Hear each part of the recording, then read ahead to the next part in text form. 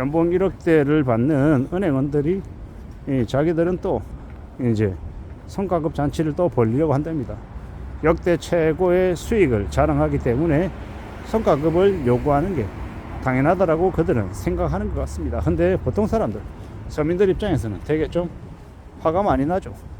이 가산금리 왕창 부과시켜서 이걸 왕창 내놓고 자기들만 더 잘 먹고 잘 살겠다라고 하는 것 같으니 사람들이 이제 화를 내는 겁니다. 안 그래도 높은 대출 이자 때문에 되게 허덕이며 사는 사람들이 많은데 그건 그냥 그들 빚낸 사람들의 잘못인 거고, 은행은 그냥 자기들이 장사 잘해서 돈 많이 버니까 그렇게 배당 주고 이 성과급 가져가는 거다, 이렇게 생각하는 것 같습니다.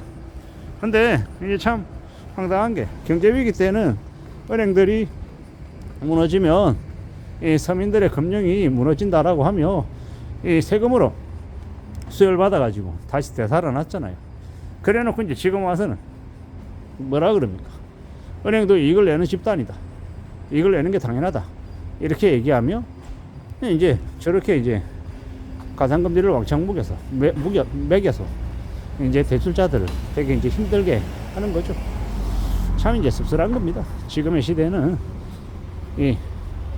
안 입고 오면 빚 내지 말라, 뭐 이런 분위기인 것 같은 거죠. 그걸 당연하다고 생각해야 될지 참 많은 고민들이 듭니다. 결국 이제 금융권들이 대출자들 금융노예를 600만 명을 만들어 놓고 자기들 수십 년간 먹고 살 이제 거리들을 만든 거예요. 노예를 만든 거죠, 노예. 이제 이자를 상납하는 노예 말입니다. 이 중금리 노예들, 그들이 파산하지 않게 계속 이제 끌고 가면서 몇 달에 걸쳐서 조금씩 가산금리를 부과하죠. 0.1%, 0.2%, 0.3% 계속해서 올립니다. 그래 놓고 어느 순간 되돌아보면요, 대출금리 2%, 3%, 4% 올라 있는 겁니다. 기본금리 3%라고 얘기하고 이 가산금리 3.몇% 부과해서 6.5% 대출이자, 이렇게 얘기하는 경우가 지금인 것 같더라고요.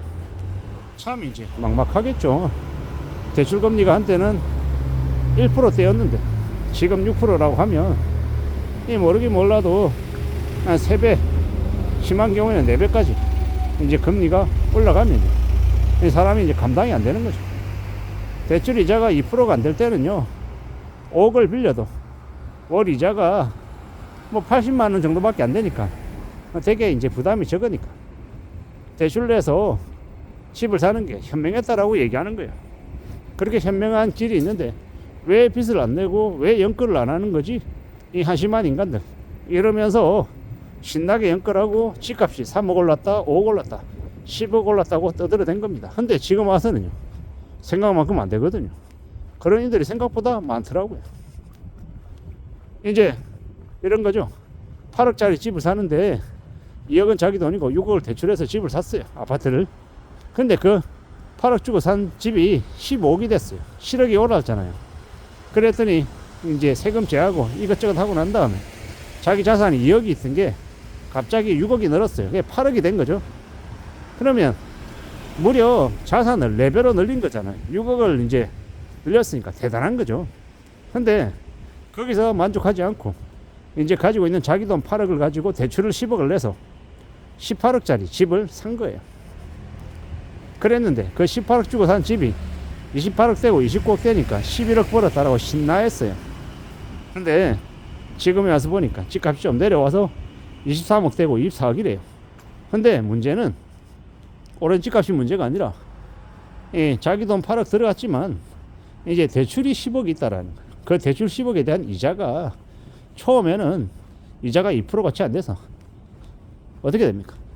1년에 내야 될 이자가 월에 한 160만 원, 170만 원 밖에 안 됐다라는 거죠. 근데 그게 지금 이자가 한 6% 되니까 어떻게 됩니까?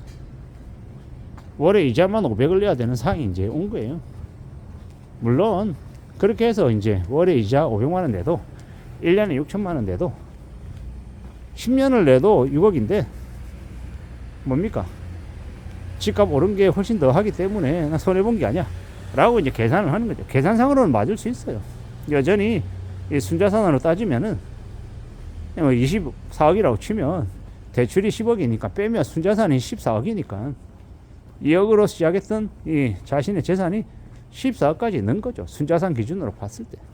근데 이제 그건 팔았을 때의 이야기인 거고 지금 당장 매달 이자를 500씩 내려고 하니까 미치려고 하는 거예요. 감당이 안 되는 거죠. 나중으로 계산하면 부자가 되는 게 맞는데 경제적인 여유를 갖춘 게 맞는데 지금 당장의 상황은 그렇지 않더라는 겁니다. 집값 많이 올랐다고 차 이제 배 뽑고 해외여행도 다니고 되게 럭셔리하게 지냈는데 이제 와서 보니까 일상생활이 턱턱 막히는 거예요. 카드 돌려막기 하고 마통 쓰고 이것저것 다 끌어와가지고 쓰고 있는데 과연 자신이 경제적으로 이 자산을 증식해서 이렇게 사는 게 맞나? 라는 이제 고민이 들더라는 겁니다. 이게 현실입니다. 나중을 위해서 나중에 팔면 다 커버되고 경제적으로 여유가 생기니까 괜찮은 거야. 라고 스스로를 이제 희망 품게 하고 버티고 있는 건데 그게 언제까지 유지가 될지 통용이 될지는 봐야 될 것 같습니다. 물론 분명 이 집값이 올라서 시세 차익을 보고 돈을 번 게 맞죠. 근데 그게 계속 그게 지속이 될지 아닐지는 좀 봐야 할 것 같습니다. 살아가는 우리네 시대, 우리네 삶이 사람들을 많이 유혹하고 많이 들뜨게 합니다. 근데 정말 신중하게 보고 잘 생각해야 되는 것들은 과연 내가 그걸 감당할 수 있냐 없냐인 겁니다. 감당할 수 없는 수준까지 무리하게 빚을 지면 그건 우리네 삶을 순식간에 파멸로 몰고 간다라는 걸 그걸 잊지 말아야 할 것 같습니다. 너도 나도 전부 다 집 사서 시세 차익 남기고 부자가 된 것처럼 떠들어대지만 결국 진짜 부자가 된 사람들, 진짜 경제적인 여유를 가진 사람들은 누구다? 은행원들이다, 은행들이다라는 겁니다. 그 은행들은 지금 무지하게 돈을 많이 벌어서 억대 연봉을 받고 있지만 성과급 잔치를 지금 앞두고 있다라는 겁니다. 참 씁쓸하죠. 많은 사람들은 이 무리한 이자 부담 때문에 생활이 안 된다고 허덕이며 난리치고 있는데 그들은 더 잘 먹고 잘 살고 더 폼 잡고 지낸다라는 게 이게 뭔가 싶은 거죠.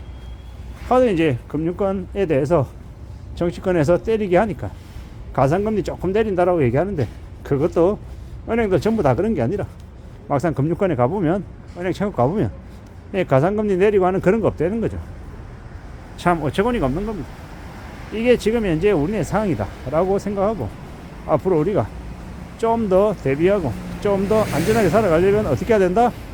빚을 멀리 해야 된다라는 겁니다. 빚지지 않는 삶을 살아야 그래야 가능하다라는 말씀을 드립니다.